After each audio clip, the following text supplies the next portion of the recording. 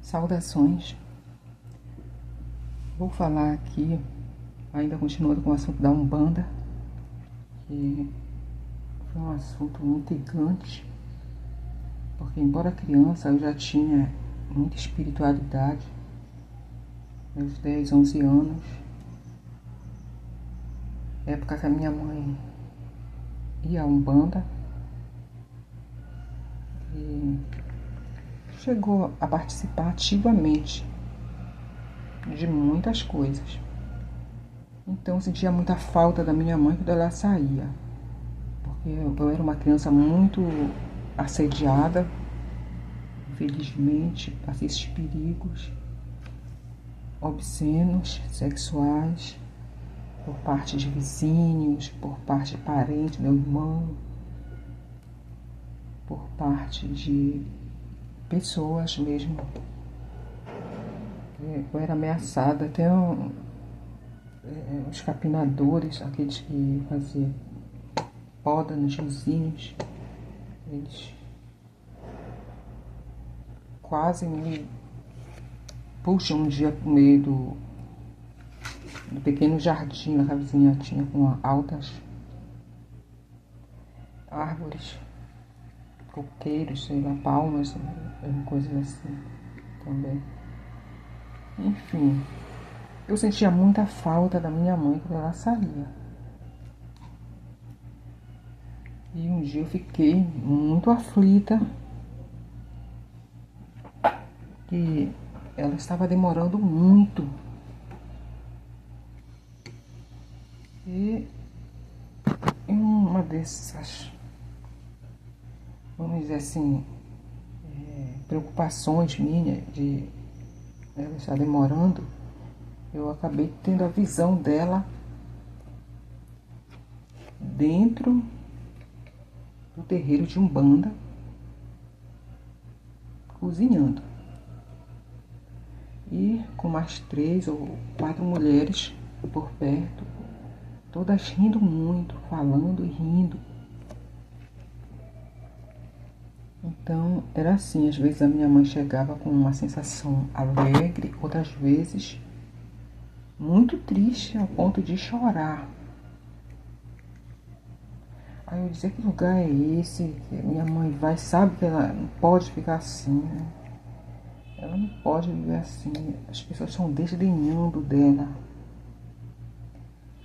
Minha mãe tinha uma espiritualidade, mas a espiritualidade dela estava sendo desdenhada dentro da Umbanda, porque ela não conseguia. Minha mãe dizia assim, eu não consigo incorporar. E elas riem de mim. Elas me chamam de Maria Boba.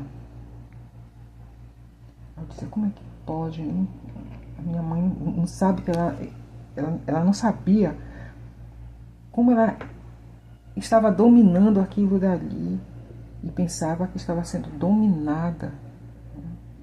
Então, isso realmente me preocupava quando ela saía, preocupava mais ainda, né?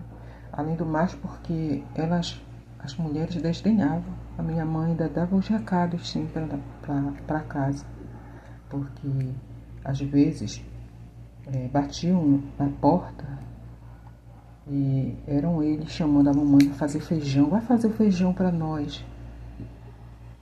E às vezes ela ia, às vezes ela não ia. Tipo, ela não tem que ir. Por quê? Eu tinha uma comunicação com a minha mãe já.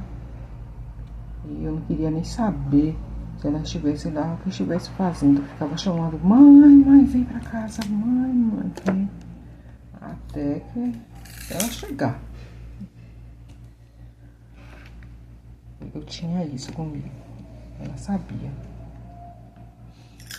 Então ela não era nada boba, não. Ela tinha uma espiritualidade grandiosa, só que ela não sabia como ela estava dominando aquilo e deixava. Pensava, como os outros eram ignorantes, né? Os outros umbandistas não sabiam, pensavam que só ter uma presença, uma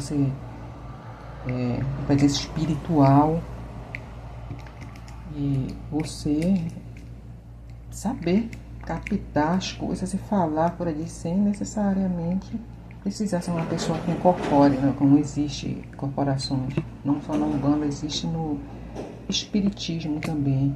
E eu nem sequer era espírita, nem sequer essa espírita frequentadora do Kardec. E era uma criança e já sabia disso tudo. Mas eu acredito que minha mãe, ela via meus pensamentos também. E acredito que quando ela quebrou as imagens, quando ela chegou a esse ponto, né, ela me ouviu falar umas coisas, já era ali meus 15, 16, perto dos meus 16 anos. Ela fez aquilo sem sentimento nenhum de culpa, de estar se insultando, tanto que ela sofreu coisas lá.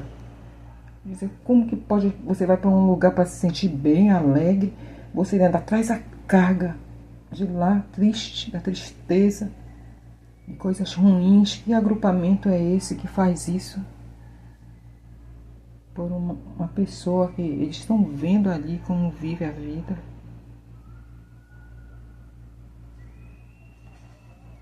A vida da minha mãe não foi uma vida fácil. Quando ela parou de ir, eles tentavam puxá-la de volta. Vai de volta. Desde ali da minha infância, o vento, desde quando ela foi pra lá, ela sofria desnecessariamente. Obrigada por assistir meus vídeos. Por eu compartilhar também com os outros isso que acontece são histórias, todos nós temos uma. E essa é mais uma história da vida real das pessoas, né? Obrigada.